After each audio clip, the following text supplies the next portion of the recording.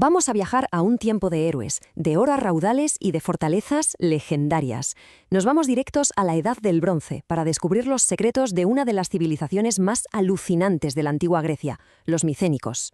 A ver, ¿qué pensaríais si os dijeran que hay por ahí unos muros tan, pero tan enormes que la gente de la época estaba convencida de que solo unos gigantes, bueno, unos cíclopes con un solo ojo, pudieron haberlos construido? Pues esa es la leyenda que envuelve a los micénicos, y hoy vamos a entender de dónde sale todo esto. Vale, pues vamos a empezar por donde hay que empezar, por su arquitectura. Porque es precisamente eso, sus construcciones, lo que alimentó todas estas leyendas. Y es que los micénicos no se andaban con chiquitas, no construían ciudades normales, no. Ellos levantaban ciudadelas impresionantes, auténticas fortalezas pensadas para una cosa: la guerra. Su gran seña de identidad, lo que los define, son estas murallas. Se las conoce como murallas ciclópeas. Y el nombre, claro, tiene su miga. Viene de que los bloques de piedra eran tan bestias que siglos más tarde los propios griegos miraban aquello y decían: imposible. No se creían que unos seres humanos hubieran podido mover esas rocas.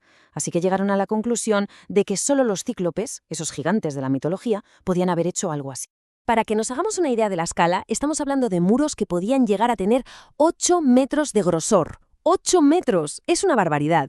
Y lo más increíble de todo no es solo el tamaño, es que encajaban esas piedras gigantescas con una precisión casi milimétrica y, atención, sin usar ningún tipo de cemento o mortero para unirlas, pura fuerza bruta e ingeniería de la Edad del Bronce. Y claro, la ubicación de estas ciudadelas no era para nada al azar. Siempre las construían en lo alto de colinas. Eran posiciones estratégicas perfectas para tener una vista de 360 grados. Desde allí controlaban todo el territorio, las rutas de comercio y, cómo no, veían venir a cualquier enemigo a kilómetros de distancia. Vamos, que eran auténticos búnkeres y centros de control todo en uno. Si hablamos de Micenas, la ciudadela más famosa, tenemos que hablar de su entrada, la increíble Puerta de los Leones. Ojo, esto no era una puerta y ya está, no, era toda una declaración de intenciones, un símbolo de poder. De hecho, este relieve es la escultura monumental más antigua de toda Europa.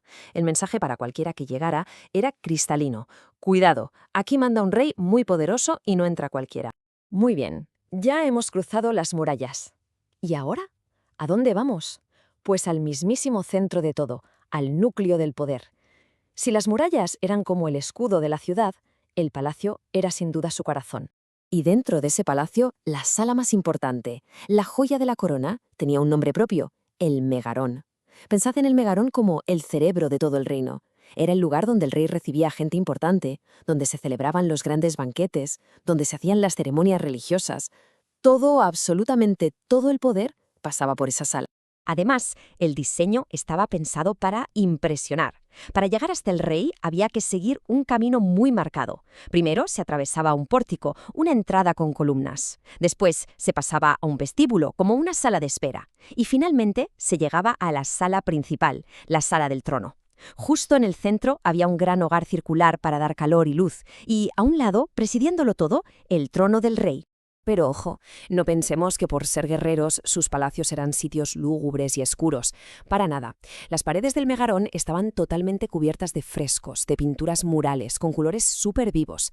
Representaban escenas de caza, procesiones, animales. Esto nos dice algo muy importante: que esta gente valoraba la belleza y el arte tanto como la fuerza militar. Vale, hemos visto las fortalezas y los palacios, pero ¿quién vivía ahí dentro? ¿Cómo se organizaban? Bueno, pues su sociedad era un reflejo de su arquitectura, tan rígida y jerárquica como sus murallas. Y estaba, como ya os podéis imaginar, totalmente enfocada a la guerra. La sociedad micénica era básicamente una pirámide, muy estricta. Arriba del todo, en la punta, estaba el rey, al que llamaban Wanax. Justo por debajo, una élite, una aristocracia de guerreros que eran también los dueños de las tierras. Luego venía la gran mayoría de la población: campesinos, artesanos, la gente común. Y en la base, sosteniéndolo todo, los esclavos, que hacían los trabajos más duros. Y claro, esa aristocracia guerrera no iba a la batalla de cualquier manera. Iban equipados hasta los dientes. Hablamos de armaduras completas hechas de placas de bronce, unos cascos súper llamativos que reforzaban con colmillos de jabalí y escudos enormes. Y su arma definitiva eran los carros de combate tirados por caballos. Eran sin duda la fuerza de élite más temible de su época. Pero bueno, no todo era guerra y batallas. ¿Cómo se las apañaban para gestionar un reino tan complejo? ¿Y qué creían que pasaba después de la muerte? Pues las respuestas a esto las hemos encontrado en dos sitios bastante curiosos, en unas simples tablillas de arcilla y en unas tumbas, que de simples no tienen nada. Para poder administrarlo todo necesitaban un sistema, y lo inventaron, un sistema de escritura que los arqueólogos bautizaron como lineal B. Es, de hecho, una de las formas más antiguas del idioma griego que se conocen, y su papel eran tablillas de arcilla.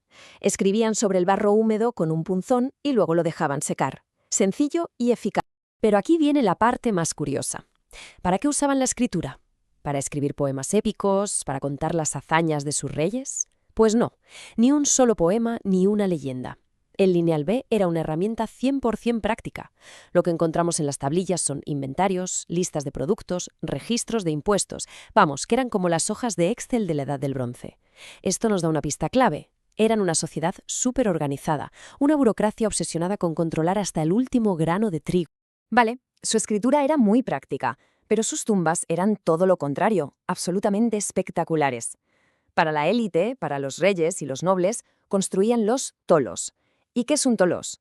Pues imaginaos una tumba gigante excavada en la ladera de una colina, con una cámara interior redonda y un techo en forma de cúpula, como si fuera una colmena.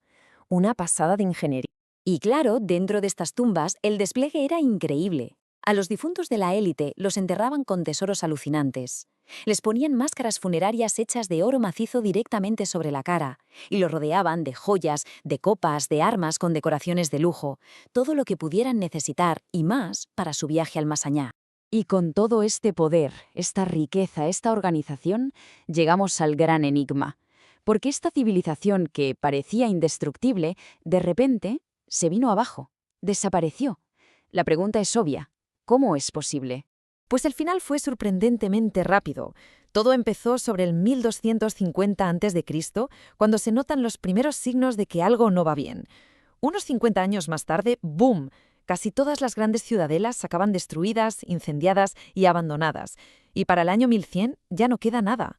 El sistema de palacios, la escritura, todo se había esfumado. Entonces, ¿cuál fue la causa? La verdad es que no hay una respuesta única, y los historiadores todavía debaten sobre ello. Hay varias teorías sobre la mesa. Unos hablan de invasiones de pueblos misteriosos, otros de una sequía brutal que acabó con la comida, y también hay quien apunta a revueltas internas, aunque lo más seguro es que no fuera una sola cosa, sino una combinación fatal de varios de estos factores. Las consecuencias de este colapso fueron tremendas. La escritura, el lineal B, se olvidó por completo. El comercio a gran distancia se paró en seco. La población se redujo drásticamente. Básicamente, Grecia entera dio un paso atrás de siglos y entró en un periodo que los historiadores llaman, muy apropiadamente, la Edad Oscura. Y así, los micénicos se desvanecieron. Cayeron sus palacios, se perdió su escritura. Pero algo sí que sobrevivió, algo increíblemente poderoso, sus leyendas. Todas esas historias de héroes, de reyes, de guerras épicas, como la mismísima guerra de Troya, tienen su raíz en este mundo. Así que, aunque su civilización desapareció, sus mitos se hicieron inmortales.